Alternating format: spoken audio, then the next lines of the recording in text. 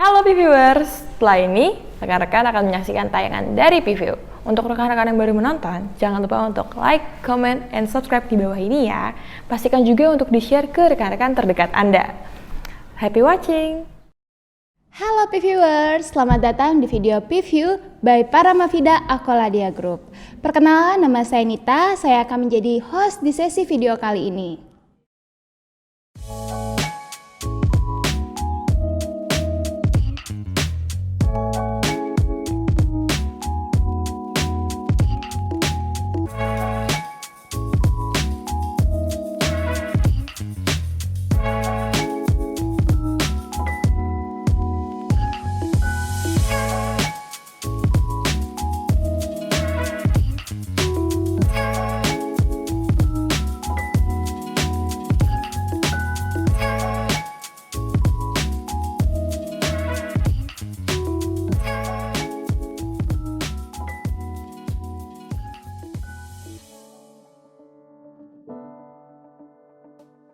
Nah, untuk para P-Viewers, gimana nih kabarnya? Semoga semua dalam keadaan sehat ya. Saat ini kita mau berbincang-bincang dan sharing mengenai topik memimpin tim yang lebih muda. Tentunya hari ini saya ditemani seorang praktisi yang berpengalaman di bidangnya, yaitu Bapak Muhammad Yunus Yusuf. Langsung saja kita sapa ya. Halo Pak Yunus, gimana kabar ya Pak? Halo Mbak Nita. Ya, kabarnya alhamdulillah luar biasa. Alhamdulillah. Oke Pak, mungkin ada beberapa viewers yang nonton video ini belum mengenal Bapak nih lebih dalam lagi. Boleh nih Pak diceritain background Bapak dan pengalaman Bapak dan bidang yang Bapak tekuni saat ini Pak. Iya, pengalaman apa ya? Kalau pengalaman sih ya lumayan lah ya. Hampir 31 tahun saya berkarir di HRD dan GA gitu ya. Di sekitar 8 perusahaan dengan industri yang berbeda. Sekaligus juga sampai hari ini mulai dari tahun 2004 saya sudah menjadi trainer profesional gitu ya. Lalu juga saya sebagai coach, sebagai asesor, sebagai grapolo, kemudian sebagai lie detector dan juga ya kadang-kadang sebagai dosen tamu di beberapa kampus gitu. Kira-kira begitu Mbak Nita tentang saya. Luar biasa sekali Pak, banyak pengalaman Bapak ternyata ya Pak. Alhamdulillah lumayan. Oke Pak, ngomongin tentang topik hari ini Pak, memimpin tim yang lebih muda. Nah, saya punya nih pertanyaan buat Bapak nih. Apa saja sih Pak potensi yang dapat digali dari tim yang lebih muda nih Pak? Mbak Nita bicara masalah memimpin tim yang lebih muda. Nah, kalau bagi saya ini sesuatu tantangan yang menarik. Ya, ini challenge banget buat saya karena tim yang muda ini tentu saja sangat memperkaya tim, gitu ya. Artinya adalah bagaimana yang penting bagaimana kiat dan strategi kita untuk memaksimalkan potensi mereka, menggali talenta-talenta yang mereka miliki untuk dikembangkan, sekaligus bagaimana kita membuat mereka menjadi para pemimpin masa depan. Mereka jadi satu saat jadi suksesor dan sebagainya. Nah, artinya memang kita perlu strategi dan trik khusus untuk bagaimana khususnya menggali potensi mereka. Jadi kita bisa menggunakan beberapa pendekatan. Salah satu yang sangat membantu dan efektif adalah menggunakan pendekatan namanya coaching dan mentoring, gitu ya. Ini sangat membantu. Kemudian juga bagaimana kita mengembangkan mereka dengan yang namanya IDP, Individual Development Plan, gitu ya, dengan manajemen talenta, sehingga kita bisa memapping nih teman-teman yang tim yang lebih muda ini, kita bisa mendapatkan mereka dengan kategori star yang kita create suatu saat mereka jadi leader-leader masa depan gitu. Luar biasa ya Pak. Pak, saya punya pertanyaan lagi nih Pak. Bagaimana sih para profesional dapat memotivasi anggota tim yang lebih muda yang mungkin memiliki nilai, tujuan, dan gaya kerja yang berbeda dari anggota tim yang lain yang lebih senior nih Pak? Ya, memimpin yang lebih muda, kemudian para profesional ini ya oke ya, bagaimana teman-teman profesional ini, bagaimana memotivasi, kemudian bagaimana membina mereka dan lain-lain gitu ya. Karena secara objektif, kemudian value bisa jadi ya, kemudian juga secara kultur, kemudian secara perilaku dan lain-lain berbeda ya dengan kita punya bawahan yang memang bergenre gitu ya, bergenre katakan X gitu ya dan lain-lain gitu ya. Sangat berbeda dengan teman-teman yang masih muda, bisa dikatakan kategorinya bisa jadi ada sebagian yang awal-awal generasi milenial, sekaligus juga sebagian yang memang mayoritas adalah generasi Z. Apalagi kan memang ada generasi yang muncul ya, generasi sandwich, soalnya bilangnya sandwich atau burger atau apa gitu ya. Oke, tapi itu belum bisa dikatakan bahwa bisa generasi ini yang terakhir ini belum memasuki yang namanya dunia kerja. Yang mayoritas ini adalah sekarang generasi Z ya, dan sebagian besar adalah milenial. Nah, kalau bicara masalah teman-teman profesional bisa mengelola mereka dan sebagainya, kembali lagi bahwa kita harus pertama kiatnya adalah kita mengenal mereka dulu nih. Kita mengenal mereka punya kebiasaan, kemudian gaya pendekatan yang tepat, kemudian mengenal bagaimana mereka berinteraksi dan berkomunikasi, terutama di lingkungan kerja gitu ya. Bagaimana mereka menerima tugas dan tanggung jawab dan lain-lain. Ya sebaiknya para profesional yang memang bisa dikatakan menduduki posisinya sebagai atasannya mereka, sebagai leadernya mereka, diupayakan menurut saya kenallah dunia mereka dengan baik. Dengan segala unsur-unsurnya, dimensi-dimensinya ada pada teman-teman yang memang bawahan lebih muda gitu ya. Itu yang penting, karena dengan kita mengenal dengan baik dunianya mereka itu banyak membantu kita untuk memudahkan kita berkomunikasi, berinteraksi, koordinasi, sekaligus juga bagaimana pencapaian target-target dan termasuk juga pencapaian kinerja terbaik di tim dan perusahaan gitu ya. Nah, kedua adalah lakukanlah pendekatan dengan dan metode yang tepat ketika kita melakukan yang namanya memberikan instruksi dan sebagainya gitu. Ini tips dari saya gitu ya.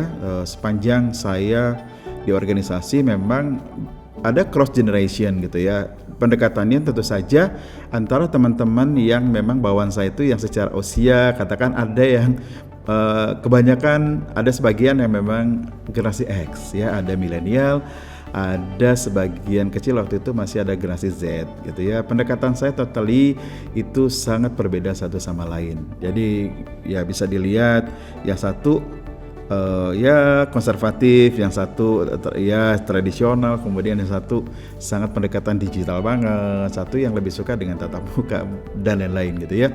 Nah intinya adalah pastikan bahwa kita mengenal karakteristik keseluruhan dari generasi itu, terutama yang memang usia muda itu dengan baik.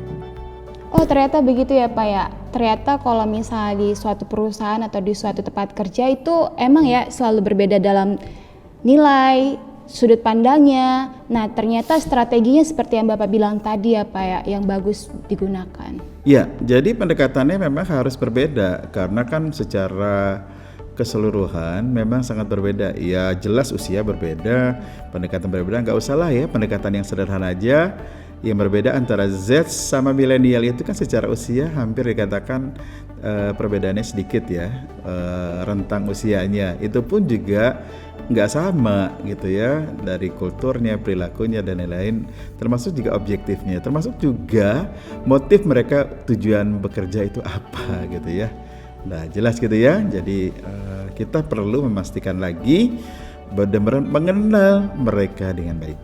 Oke Pak, kan tadi Bapak jelasin ya, itu tuh ada perbedaan-perbedaan ya Pak ya. Nah, strateginya tuh seperti apa sih Pak yang digunakan untuk berkomunikasi? Karena kan ada perbedaan tadi kan ya Pak. Nah, strateginya tuh seperti apa sih Pak? Oke, strateginya adalah pertama adalah kembali lagi bahwa di dalam organisasi kita menerapkan adanya, kita punya ada di organisasi, di perusahaan itu ada namanya etos kerja, kemudian ada budaya kerja ya dan lain-lain. Yang penting kuncinya adalah selaraskan itu antara budaya kerja, budaya perusahaan ya, budaya perusahaan, kemudian nilai-nilai perusahaan dan sebagainya, selaras dengan cara pendekatan kita ke mereka, sehingga memudahkan di dalam menginternalisasi kemudian implementasi sikap dan perilaku dalam keseharian di dalam mereka bekerja gitu ya. Jadi ini perlu saya juga harus juga ada keterikatan antara mereka punya value, mereka punya budaya, harus tetap diselaraskan walaupun mereka ya caranya adalah bagaimana kita melakukan internalisasi melalui apa? Prosesnya melalui hal yang konkret, misalnya pada saat kita approach mereka dalam konteks misalnya rapat rutin gitu ya. Kemudian bagaimana cara kita sebagai atasan mentreatment mereka, kemudian pada saat melakukan coaching and counseling gitu ya. Itu adalah momen-momen yang memang pas bagaimana kita menerapkan, menginternalisasikan, selaraskan dari value-nya mereka ke dalam value-nya perusahaan. Jadi walaupun mereka secara pendekatan antara contoh deh ya, generasi Z sama milenial, yang satu lebih suka tatap muka, yang satu lebih suka karena mereka dibangun, kalau generasi milenial itu kan dibangun karena pada saat mengalami yang namanya proses VUCA, proses era digitalisasi. Jadi mereka tuh benar-benar mengalami yang namanya sangat gadget banget gitu ya. Mereka juga sangat yang namanya terbiasa dengan work from home dan sebagainya. Sementara Z ini lebih suka pendekatannya adalah tatap muka gitu ya. Yang satu lebih suka berkompetitif, yang satu lebih suka berkolaborasi gitu ya. Nah, bagaimana kita menyatukan beberapa karakter yang berbeda gitu ya. Contoh ini kan kalau dibilang masih mengelola yang muda-muda ini kan pasti bisa jadi di asumsi saya adalah milenial sama Z gitu ya. Nah, mereka pun juga berbeda dalam soal pandangan, berbeda soal perilaku, pendekatan dan lain-lain gitu ya. Nah, kita sebagai atasan harus bisa menselaraskan itu menjadi suatu manfaatkan menjadi kolaborasi. Kedua, pastikan bahwa kita arahkan mereka untuk selaras dengan yang namanya kulturnya perusahaan dan value-nya perusahaan. Itu sih ya, karena kembali lagi apapun karakter mereka setidaknya harus selaras, diharapkan selaras ya dengan, sehingga mereka bisa inline, bisa engage ya dengan kultur, dengan value, dengan iklimnya perusahaan, sehingga tidak terjadinya resistensi mereka ketika mereka deal with gitu ya, artinya mereka berurusan atau berinteraksi dengan teman-teman mereka, rekan-rekan mereka yang memang bergenre katakan lebih dulu ya, seperti X kalau baby boomers sudah nggak ada ya. Generasi X mayoritas yang memang sangat-sangat berbeda begitu. Jadi kita sebagai atasan kita lah yang memanage itu. Yang penting satu hal, untuk membuat mereka lebih mudah untuk kita arahkan, kita selaraskan, sebaiknya kunci utamanya adalah bangunlah kepercayaan dulu pada mereka, grab empati, grab hatinya dulu, sehingga mereka mau untuk kita arahkan ya, untuk arahkan untuk lebih bagaimana membuat keselarasan dan harmoni di dalam organisasi atau perusahaan. Oke Pak, nah sehubung dengan gaya komunikasi nih kan Pak, sesuai yang tadi Bapak bilang. Nah kan pasti kita tuh disarankan, dianjurkan untuk memiliki atau membuat komunikasi yang positif. Ya. Nah gimana sih Pak cara-caranya agar rekan-rekan profesional ini bisa membuat atau menciptakan komunikasi yang positif di tempat kerja Pak, agar para yang di bawahnya mereka itu balance Pak antara kerjaan dan budaya kerja juga. Oke. Kalau untuk bisa membuat bahwa komunikasinya ini yang dibangun gitu ya, komunikasi yang memang bisa dikatakan efektif dan produktif gitu ya. Saya melihatnya bahwa kembali lagi pastikan bahwa tidak ada yang namanya praktek-praktek yang membuat akhirnya terjadinya distrust atau kepercayaan rendah atau bahkan hilang. Nah, tumbuhkan itu dulu, kemudian tidak ada yang namanya di dalam konteks komunikasi dan komunikasi adanya misalnya menggunakan adanya judgment, kemudian juga diskriminasi, kemudian adanya praktek-praktek yang memang bisa dikatakan terselubung ada bullyingnya di situ gitu ya. Kemudian juga membedakan diskriminasi juga termasuk juga di situ di dalamnya. Kemudian bertindak tidak adil sama diskriminasi. Kemudian juga kita respect sama perbedaan gitu, itu juga penting karena membuat akhirnya setiap orang diharapkan untuk saling menghargai, saling respect. Nah, artinya adalah bagaimana kita mengelola adanya perbedaan diverse gitu ya, terhadap perbedaan-perbedaan, baik perbedaan secara katakan misalnya baik secara fisik, secara usia, secara perbedaan apapun gitu ya, itu kita harus bagaimana seorang atasan itu mampu membuat tidak adanya perbedaan perlakuan dengan perbedaan itu. Nah, itu adalah tadi yang saya sebutkan tadi, sebagian dari bagaimana kita menciptakan yang namanya komunikasi yang kondusif, komunikasi yang membuat setiap orang nyaman untuk berkomunikasi dan berinteraksi. Jadi tadi mudah-mudahan tidak ada praktek-praktek yang membuat orang jadi malas untuk berkomunikasi, kemudian merasa menjadi pesimis, atau merasa menjadi misalnya istilahnya itu adalah jadi apatis gitu ya, pada akhirnya nggak ada artinya ya berkomunikasi, menyampaikan ide, menyampaikan pendapat atau apapun, jadi dianggap beliefnya dia, apa yang diyakini bahwa nggak berguna gitu ya. Itu karena tadi yang saya sebutkan di awal itu yang praktek-praktek itu muncul ya, kira-kira begitu. Cukup jelas Pak. Oke Pak, terima kasih untuk jawabannya. Nah, sebelum kita lanjut ke sesi pertanyaan berikutnya, saya mau mengingatkan nih untuk para viewers, jangan lupa untuk subscribe, like, and comment, dan share ke viewers lainnya supaya tidak tertinggal oleh video-video kami. Baik Pak, kita lanjut lagi nih Pak ke pertanyaan selanjutnya. Nah, menurut Bapak, bagaimana sih cara menyeimbangkan pemberian otonomi dan kemandirian anggota tim yang lebih muda, namun tetap memastikan mereka mendapatkan dukungan dan bimbingan yang mereka butuhkan untuk menjalani tugas dengan baik, Pak?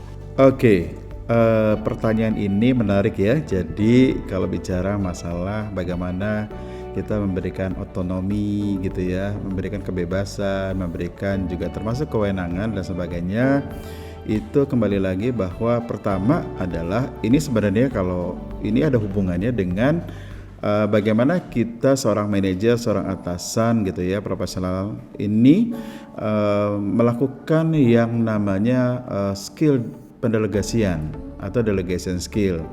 Itu salah satunya adalah bagaimana seorang manajer, seorang atasan ini membuat semacam kayak successor gitu ya, kayak membuat leader-leader masa depan. Salah satu yang dilakukan atau digunakan adalah tools, adalah keterampilan mendelegasikan tugas. Nah, di situ dalam pendelegasian tugas itu tentu saja orang-orang atau bawahan yang memang didedikasikan untuk diarahkan nanti sebagai katakan mereka ini kan employee, star employee gitu ya, masuk dalam, kalau di dalam manajemen talenta itu adalah masuk di dalam kategori star yang memang talent pool ini mereka nanti akan diarahkan untuk menggantikan posisi-posisi leader di kemudian hari. Itu ya memang diciptakan demikian. Nah, mereka dikasih keleluasaan, otoritas, otonom dan sebagainya karena itu melalui proses yang namanya proses bagaimana membangun yang namanya tingginya tingkat kompetensi sama motivasi yang tinggi selaras. Artinya mereka adalah bawahan-bawahan atau tim yang diandalkan yang masuk kategori star ini diberikan kewenangan ketika mereka melakukan pendelegasian tugas gitu ya. Jadi artinya kalau dikatakan bahwa mereka diberikan otonom lebih, ya tentu saja ini sangat terkait dengan adanya yang namanya pencapaian pemberdayaan. Jadi adalah tugas seluruh atasan, seluruh manajer gitu ya, seluruh profesional ketika mereka punya tim gitu ya. Bagaimana untuk mencapai yang namanya tadi, artinya adalah mencapai pemberdayaan, tentu saja adalah proses-prosesnya itu tadi. Adanya trust, pemberian karena memang ya pemberian kepercayaan. Kedua adalah diberikan kewenangan atau otonom dan lain-lain gitu ya. Nah, tujuannya pada akhirnya adalah membangun pemberdayaan. Oke Pak, biasanya kan tim yang lebih muda ini komunikasinya tuh berbeda ya Pak ya, cara komunikasinya itu berbeda-beda gitulah ya Pak ya. Nah, menurut Bapak gimana sih biar rekan-rekan profesional ini dapat menyesuaikan cara komunikasi mereka kepada yang lebih junior-junior Pak? Oke. Kalau dikatakan menyelaraskan dalam konteks komunikasi yang jadi artinya tentu saja kita mengenal mereka ya, mengenal perilaku, karakteristiknya mereka dan sebagainya, sehingga memudahkan kita berkomunikasi yang sesuai atau tepat untuk terutama bawaan kita yang memang notabene secara usia lebih muda. Apakah memang mewakili, bisa dikatakan mewakili generasi milenial atau generasi Z. Nah, biasanya memang pendekatannya itu termasuk juga dari sisi bahasa, ya. Jadi sepengetahuan saya gitu ya, untuk khususnya generasi Z sama milenial ketika menyampaikan konten komunikasinya adalah tidak bentuknya adalah kontennya instruksi gitu ya. Contoh misalnya, kamu harus ini, kamu harus mengerjakan ini, kamu harus dan sebagainya. Nah, artinya adalah kalau itu kan lebih cara berkomunikasinya ya, kontennya dan sebagainya. Nah, milenial sama Z itu berbeda, Mbak Nita. Milenial sama Z itu komunikasinya itu adalah mereka disampaikan pekerjaannya apa, targetnya ini apa, kemudian tanggung jawab saya mengerjakan itu bagian yang mana, kemudian apa apresiasi atau reward yang diberikan kalau misalnya saya berhasil dalam pekerjaan ini. Jadi perlu semua instruksi ya, pekerjaan atau target dan sebagainya harus clear, harus jelas, kemudian harus benar-benar komit, terlepas dari bebaskan mereka untuk mengerjakannya. Jadi berbeda ya dengan pendekatan di generasi yang sebelumnya. Itu kan memang lebih banyak pendekatan itu seperti mendikte gitu ya, kamu harus memiliki pokok begini ya, pokoknya begini. Jadi kalau untuk yang generasi yang lebih muda sekarang ini harus biarkan mereka berkreasi, mereka berinovasi, mengerjakan sesuatu yang berbeda gitu ya, dengan ya mungkin cara kita sebagai atasan yang bukan di generasi mereka gitu ya. Nah, jadi artinya mereka lebih terdorong untuk lebih kreatif dengan demikian gitu. Kemudian tentu saja sebagai atasan tetap perlu kita ada yang namanya monitoring untuk memastikan sejauh mana progres atau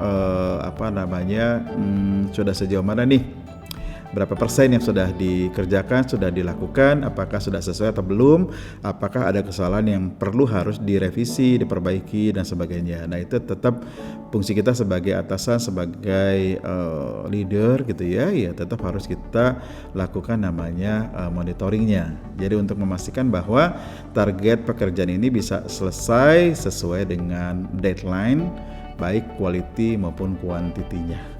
Ternyata begitu ya Pak. Oke, ini kita masuk sesi pertanyaan terakhir nih Pak.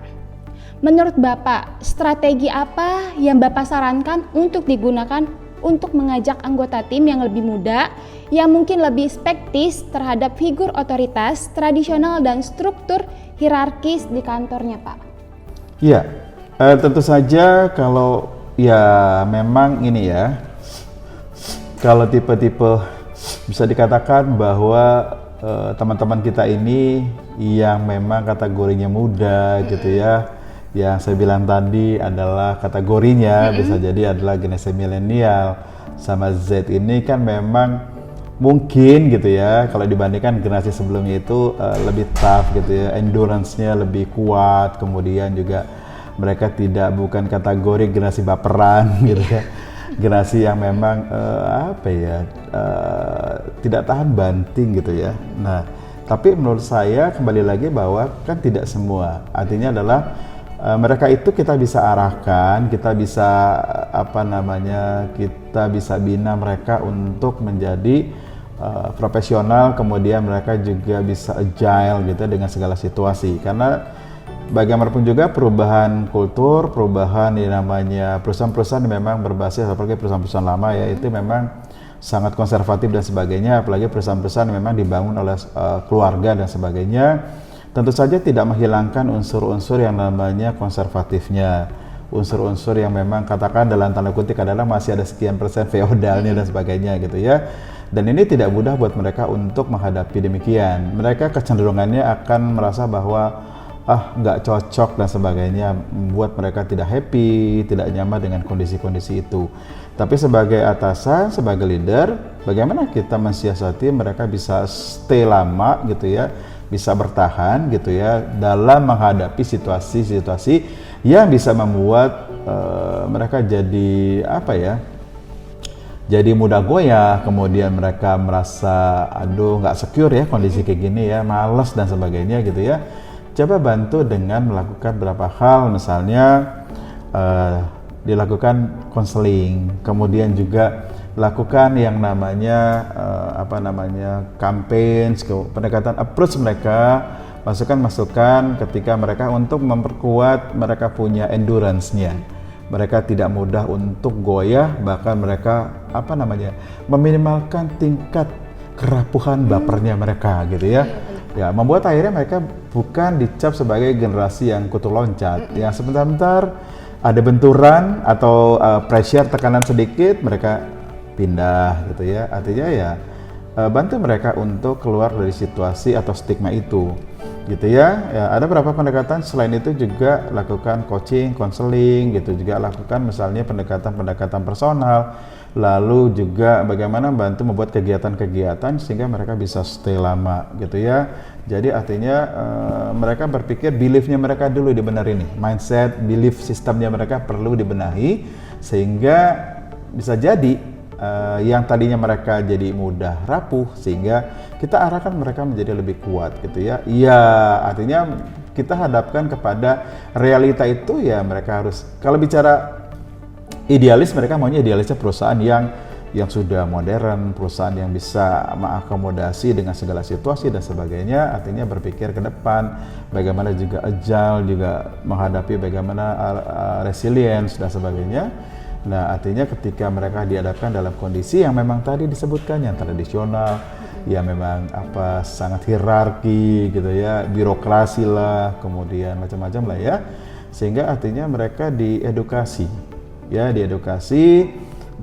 dengan cara-cara yang lebih personalized gitu ya, sehingga memudahkan mereka untuk merubah mindset maupun belief-nya gitu ya. Kembalikan lagi adalah coba lakukan juga, salah satu yang saya pernah lakukan adalah pendekatan spiritual juga saya lakukan, setidaknya sedikit banyak bisa membantu mereka keluar dari pakem belief-nya mereka, dari pakem mindset-nya mereka bahwa ya tadi mudah rapuh, mudah sekali goyah, tidak tahan dengan benturan dan tekanan gitu ya. Artinya kembali lagi mereka juga dibekali yang namanya manajemen stres gitu ya. Teknik manajemen stres juga membantu mereka di dalam menghadapi situasi yang menekan sekalipun. Kira-kira begitu. Mudah-mudahan membantu ya tipsnya. Membantu sekali Pak. Ternyata menarik banget ya Pak perbincangan kita hari ini. Dan terima kasih juga nih untuk Pak Yunus atas sharing-sharingnya yang sangat membantu kami. Nah, untuk para viewers yang masih menonton video ini, saya mau mengingatkan nih untuk subscribe, like, comment, and share ke para viewers lainnya ya, supaya tidak tertinggal video kami lainnya. Sampai jumpa di video kami selanjutnya. Bye-bye. Nah, gimana nih videonya viewers? Semoga sudah cukup menginspirasi ya. Oke, nantikan juga tayangan-tayangan selanjutnya dari PView dengan klik tombol subscribe di bawah dan jangan lupa notification-nya juga supaya nggak ketinggalan video-video terbaru. Oke, see you on the next video. Bye!